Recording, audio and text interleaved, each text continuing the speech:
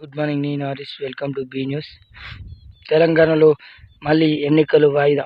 Supreme హైకోర్టులో petition వేయడం జరిగింది. మొన్న అర్ధరాత్రి దాకా వాదనలు ప్రతివాదనలు జరిగినాయి. బీసీలకు 42% రిజర్వేషన్ ఇవ్వాలని రాష్ట్ర ప్రభుత్వం, కాంగ్రెస్ ప్రభుత్వం చెప్పడం జరిగింది. కానీ దీనిపై హైకోర్టు న్యాయమూర్తులు 42% రిజర్వేషన్ ఇయ్యం, 42 రిజర్వేషన్ అనేది రాజ్యాంగంలో విరుద్ధంగా ఉంది. ఎందుకంటే 42% రిజర్వేషన్ ఉంటే 42%ను అది 16%, మొత్తం 69% అవుతుంది.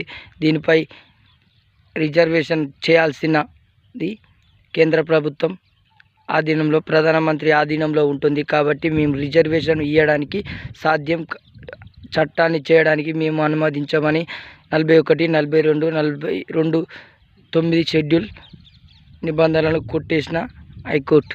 ఎందుకంటే రాజ్యాంగానికి ఉల్లంఘించకుండా ఈ రిజర్వేషన్ మేము అమల్లోకి తీసుకురామని హైకోర్టు చెప్పడం జరిగింది. దీని రకంగానే తమిళనాడులో ఒక బీసీలకు 62% రిజర్వేషన్కి ఆనాడు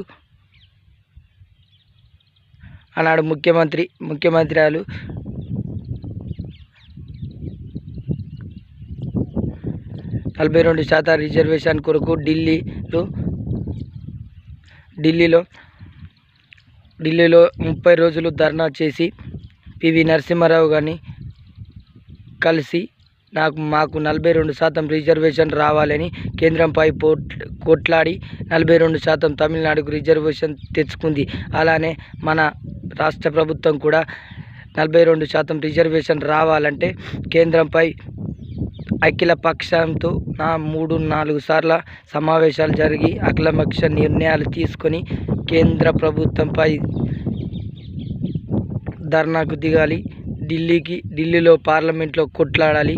పార్లమెంట్లో లోక్సభ, రాజ్యసభ సభలో స్టాక్ చేసి స్తంభించి 42% తెలంగాణకు రిజర్వేషన్ ఇవ్వాలని కొట్లాడినప్పుడే ఈ 42% రిజర్వేషన్ వస్తుంది. కానీ ఈ హైకోర్టుల ద్వారా రిజర్వేషన్ రాదు. ఇది రాజ్యాంగబద్ధంగా కావాలంటే కేంద్ర ప్రభుత్వమే దీన్ని 42% అమలు చేయాలి.